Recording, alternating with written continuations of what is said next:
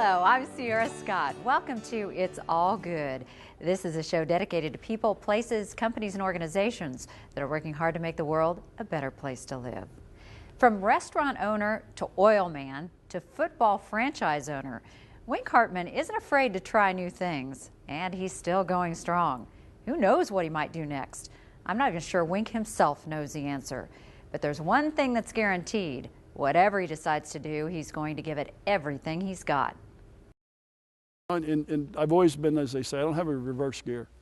When somebody brings a concept to me, you know, there's always a way to accomplish it. The only thing you have to figure out is the method that will work. He may not always find the method that will work, but there's one thing you have to give Wink. He never stops trying. Not only does he have an endless supply of energy that's contagious, what impressed me most was his wonderful sense of humor. Occasionally, I'm a very quick learner. He definitely does not take himself too seriously. Really, my life has been the good, the bad, and the ugly. Not everything he touches turns to gold, but you have to admit his average is pretty good. I'm not special. I make mistakes. I try and limit my mistakes, and as I get older, I think I have. I've failed, but that's where I am today. I kept on trying, and that's what you have to do in this day. You have to keep trying. Part of the secret of Wink's success was the fact that he had a very strong father. Wink says his father wanted him to have a strong work ethic. So rather than just hand him the world on a silver platter, he taught him the value of a dollar and the rewards of doing hard labor. My dad was strict, very disciplinarian, and his idea was if you want it, you go earn it. So I know what people say and people think, but you know, I was never handed very much. He instilled that work ethic in Wink at a very young age. Has your road been paved? No, hardly. I know that it looks like that, but the reality really was, for instance, I went to Garden City, Kansas at 14 with my soon-to-be brother-in-law, who was 18, and we worked in the oil fields. And the first summer I was there, we cleaned tank batteries and, you know, painted things and scraped things with wire brushes and so on. He did that job for about 2.5 months over the summer before returning back to school. When most people look at Wink now, this is not the childhood we picture. The truth of the matter is, there are a lot of misconceptions we have about successful people. Oh, I know. People just assume that that whatever that gold spoon is, and you know, you grew up in the good life at the country club. Well, in my case, I thought it was going to be possible when I was much younger, but my father was much wiser than I, and he bestowed that work ethic and you know, get her done attitude. So I was very fortunate. Which proved to be a gift that has lasted a lifetime. Wink pretty much worked at one job or another from 14 on. I sacked groceries at IGA when I went to Southeast. I sold trash cans. It was then that the first signs of his entrepreneurial spirit came out. Well, it was a lot of fun. The city commission decided that the city would get out of the trash business back about 1970, I think it was. And so it dawned on me and a friend that people were going to have to buy new trash cans. So we went to Oklahoma and bought barrels and brought them back up here, and we turned them into trash cans, and we went door to door as college students, and the sales pitch saying, well, I'm a college student working my way through college. And he was a student working his way through college. That's another misconception people have about Wink. Right after Wink graduated from high school, his father sat him down for a father-son chat. He was not paying for my college education, and that was really that was a big eye-opener, because I just assumed that he was just going to write the check, which he could have. But he was wise, like I said, much wiser than I. He said, no. He said, if I write the check, you won't go to class, you won't work hard, et cetera, et cetera. Well, once again, Dad was right. When you're paying for your own college education, class at 8 o'clock, in those days 7 o'clock, you were there bright and shiny, ready to go. And more willing to work at jobs most people wouldn't want. In the day, I repossessed cars. Which in some ways may have been even more valuable than his formal college education. What a teaching tool that turned out to be. That is really a lot of fun. You learn a lot about people. You become very street smart and business savvy very quick to be successful in that business. So, like I've always said, you know, if you really want to have fun on a Saturday night, you know, go in the dark into somebody's yard to repossess a car, and that will be sometimes more thrills than you want. But no, the day I resigned my position as repossessing cars, I had a gentleman pull a gun, and the only thing between me and the gun was a screen door on a Saturday morning. And he explained to me very quickly that we had two choices. And the first choice was I leave his property and leave the car. And the second choice, of course, was he would have to take action of some type. And of course, he had the gun, and I was very, very young, and I said, "Thank you very much, sir." And I left and went down to the bank, and I resigned. That made me resign. I thought maybe that was the hint. Maybe I should find something else to do. And in Wink's mind, there's always something else to do. Some of the things you did, I mean, really were very entrepreneurial. Have you always had that entrepreneur spirit? Always. I'm the kind of guy that dreams, driving down the road. Like, gee, what can I do? Or I think of things. I've always been that way. That's where the trash can idea came from. Just all of a sudden, gee, they're going to have to buy trash cans. One thing we do realize is that there are a lot of things in Wichita we wouldn't have if it wasn't for Wink's creative spirit. So what motivates him to accomplish so much? When people look at me and they squint their eyes and they go, "Are you sure you can do that? Are you sure that makes sense?" Or "There's no way you can do that." Well, when I hear those type of words, I get in triple overdrive, and then it becomes like, okay. It's a quest. Yeah, right now, maybe I'm not 100% sure how, but that's not my concern. I've never been afraid of how. It's when. See, the key is you've got to have a mindset. Can I do it? I don't use those words. Will I do it? No. When I get it done, when I accomplish the task, that's the way I think.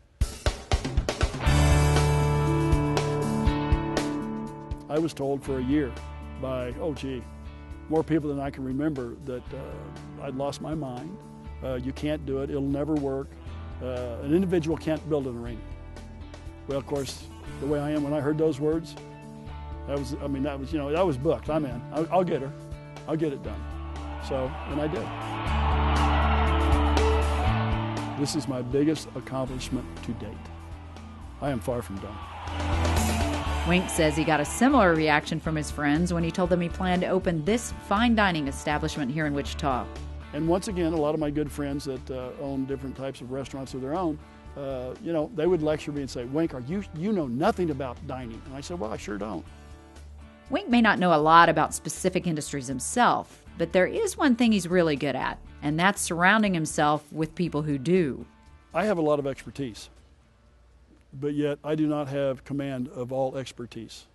You have to have the skill to put the people around the table, and then you sell them your vision. I'm good at getting the right people at the table, and I'm very good at the vision, seeing what I believe we can get done.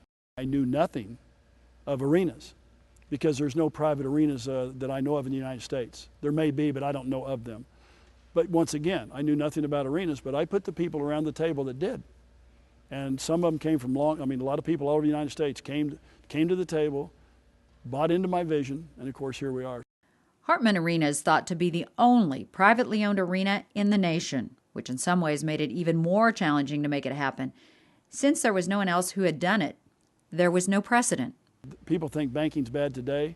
Well, go to a bank with a smile on your face and say, "I know nothing about arenas, but I think I'll build one."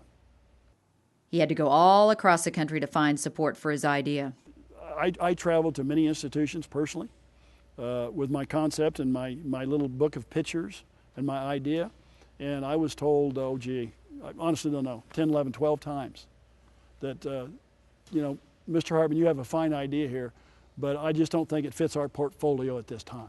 I heard that, many, many, many times. So what you do is you go to the next institution, put on a smile, and resell your story. It's that never give up attitude that Wink says has helped him create the business he has. That and the fact that a no doesn't really deter him at all. That's something we could all benefit from thinking. And I understand. I don't take it personally. It's a business decision. The bank, for whatever reason, doesn't fit their portfolio at that time. That's not a problem with me. That's their decision, and I respect that. The key is don't let them take you down. Don't let them turn it into a negative situation. It's a positive situation. You check off one bank on your list that's not going to loan you money. That's all that means.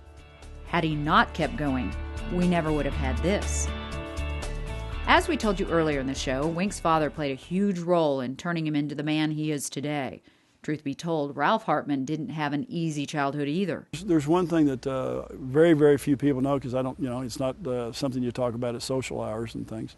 My father was adopted from the Wichita Children's Home. Fortunate for him here in Wichita. I was probably in my early teens.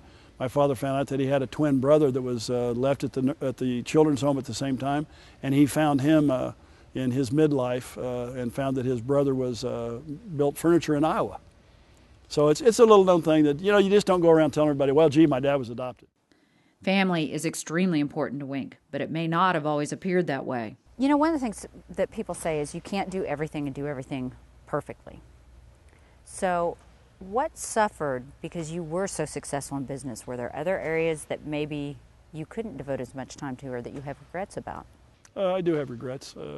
I think anybody, as you go through life, different stages, your regrets change.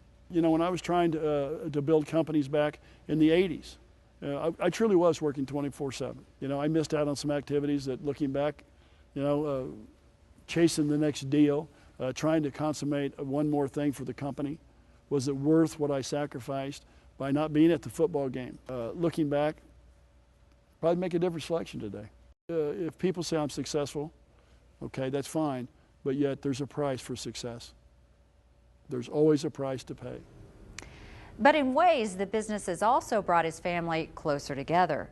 My wife and I truly are a partner. Partners in every sense of the word. Wink says Libba is not only an extremely important part of his personal life, but she plays a huge role in his companies too. They work so well together, they received an award as a couple for Entrepreneur of the Year. A lot of things I've been fortunate enough to achieve, but it really made me proud when my wife and I were selected, not just me. So that shows you what can be done in the proper relationship. Here's another thing most people don't know about Wink and Libba Hartman. They are true animal lovers. Now, a lot of us are animal lovers, but not to this extent. Let's go out to the camels. We are the orphanage of Rose Hill. It's out of hand, quite frankly. Dark and back here. We have probably 30 or 40 llamas, which we inherited from neighbors as their life changed. They'd call us and say, would you come and get them, which I do. We have buffalo, which I inherited. They were being used as for cowboys to learn how to rope for rodeo when they were babies. And when they got big enough, they couldn't use them anymore, so they wanted to get rid of them. So once again, I went and picked them up and brought them home. Probably up to 15. Gosh, I can't believe it. The Sedgwick County Zoo was nice enough to bestow a buffalo that had gotten rather large and then uncontrollable at the zoo because, the petting and the danger. So they called me and said, gee, would you, like to have one more buffalo? And I said, oh, sure, bring it on. Got so many anyway. Riding across their property, you almost feel like you're going on safari. His collection of animals is better than a lot of zoos I've seen. There's no food there. Sorry, guy. That would be awesome. Was there food over there? I don't know if there was food on that camera. I don't think cameras have food. My proudest possession is camels. I have camels. Had 2 camels. Once again, I got from the Sedgwick County Zoo because they didn't have really room for them. So I brought them home. And then lo and behold, we found 2 orphan camels about a month ago in Nebraska that people had kind of left at an auction place. I mean, seriously, kind of like my father. They were kind of dropped off. All the animals on Wink's land have been rescued from other places. He and Libba are such animal lovers that they would rather pay to feed these beautiful beasts than let them be put down or mistreated. All said, they probably have around 200 animals here. They have so many, Wink has actually lost count. Oh, I know it. Look, just a minute. Well, I know it. It's tough times. While Wink says his greatest accomplishment is still ahead, there are a few things he's learned along the way. The first thing you have to learn to do is get up to the plate. If you're sitting in the dugout, you can't hit the ball. Now, when you swing the bat, you might hit a home run, but yet you might have a foul ball, and yes, you're going to strike out. Like I say, when you stand up to the plate and swing the bat, you will get an education for free that you can get no place else. Wink's favorite quote comes from a man he greatly admires, another Kansan who made it big in the hotel business, Jack DeVore. Success is not permanent, but either is failure, because that is so true about life. That's so true about your religion. That's so true about your work. Like most things in life, if you sit and dwell and you let something take you down, that's exactly what it does. It takes you down. But even a no can build confidence if it's used properly. See, that's what frustrates me when I talk to young people. They're so afraid of rejection, a no, a non-positive response. Those are nothing more than what they are. No is a two-letter word. That is all it is. And it's not negative. We, as human beings, have learned to accept it as a negative. It is not a negative. All it is, in that particular time, that person is not willing to participate in your dream. That's all that is. And most importantly, the first thing is don't be afraid. Don't be afraid to dream.